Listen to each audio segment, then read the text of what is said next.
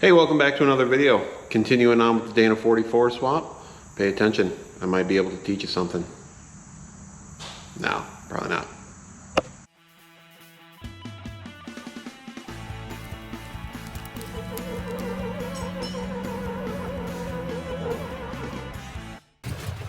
Yep, there's your problem. So what I'm trying to accomplish today is to get this axle underneath this Jeep to see whether or not I've got clearance issues, to see whether or not I need to adjust the control arms in and out. I basically am trying to push the axle out about 1 inch forward.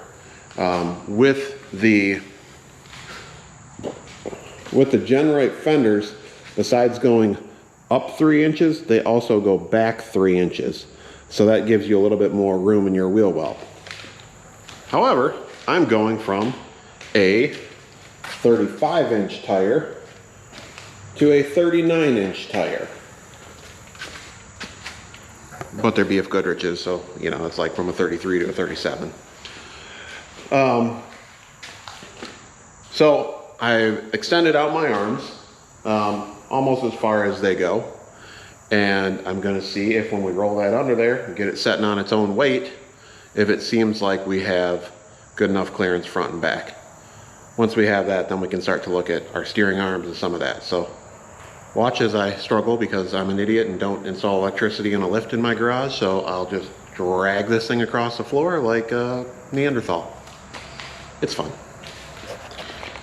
Hey, so when I last left you, we had just kind of gone over the Dana 44, and since then a couple of things behind the scenes. I've gone ahead and hooked up all the control arms, lowers and uppers, made sure I had all the proper hardware. I rebuilt a couple of the control arms because I had some looser bushings in there, so you can buy these rebuild kits. It comes with new bushings, new snap rings, and the little threaded rod, threaded ring that holds everything in there. Also went ahead and cleaned up some of the hardware with some taps and made sure that, you know, because I live in Michigan, I made sure everything's anti-seized, so that it comes apart, but that you get filthy while you take it apart. Pressed in the bushings on the upper control arms here, so those are all set. I went ahead and drilled and tapped out my bump stop so that I can thread in bump stops to whatever thickness I want. I think that's a good way to do it. When you use these hockey pucks, you know, it's some call it jank, but I've seen some companies that actually sell hockey pucks as bump stops. So apparently I needed all three of my hammers. This lets you know what kind of mechanic I am. I got like 25 hammers. What are you gonna do?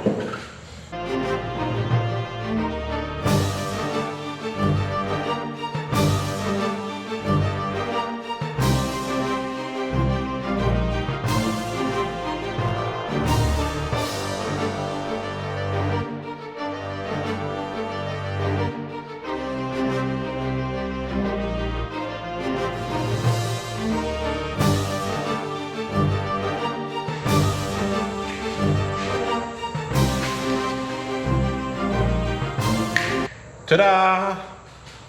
So while you weren't looking, I went ahead and you know, just easily set that axle in there. No problems, you know, it didn't fight me. I didn't swear. I didn't have any issues at all. I mean, basically, right in there. So if you believe that, which you shouldn't, fight tooth and nail, and you get the darn thing in there. So now that I've got it in there, all I wanted to do was to put the tires on and set it on its weight. You know, just for that gratification, because, you know, you build the axles and you go through all this stuff. That's what you want to see. Didn't get that gratification because of this right here. So I've got these really, really cool wheels. They're actually an X Ultra 4 Racers wheels. They are KMC Enduro XD 222s. The problem is, because they're such a high performance wheel, they have a super thick wheel center. So whereas my factory wheels, like 1/4 inch, 1/2 inch, where it where it goes through and uses this nice short stud. These KMCs are super duper thick. So right through here you can see just how thick that it is and how your little bitty thing barely squeaks through there, and that's assuming it's pressed through. So that's my issue. So I went to roll it up there, and that's what I came up against. So I went ahead and banged one of them out. I've got, you know, I got the new lug nuts. I got the proper size lug nut. Proper size lug nut to run, too many things in my hand there. I've got the proper size lug nut to run with the wheel, and I just need the right size stud. And I checked ahead of time because I was trying to be smart on my rear 9-inch here, and I purchased the right size studs. I just didn't remember to do that for the front 44. So I've got to get the right size stud, because as you can see, I've got the smaller stud for that front axle and much shorter. This has got a lot longer, should give me what I need. So I've got, well, then again, I might need longer ones here. These have got 1 1/8, 1 1/4 sticking out, and I think that wheel is, let me check. That wheel is right at 1 inch.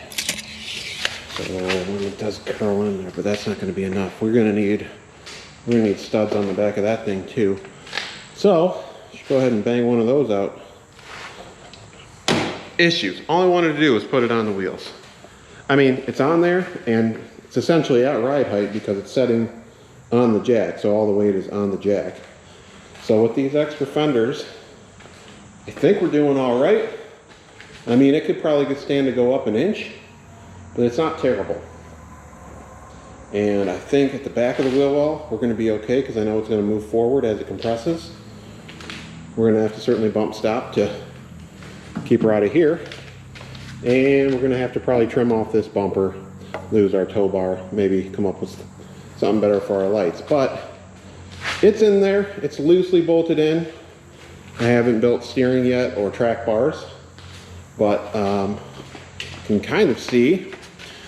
It looks like the drive shaft's not too far off. We're going to see how that works, but the level of the control arm angles aren't terrible.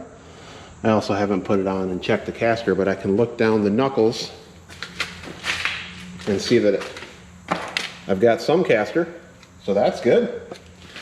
Anyways, lots of issues to figure out. Probably could present this a little bit better, but it's probably going to be it for today till I order some more parts, because I've got to pull apart those. No, I don't have to pull apart the hubs. I just got to find the right lug nuts. Not the right lug nuts. Find the right studs.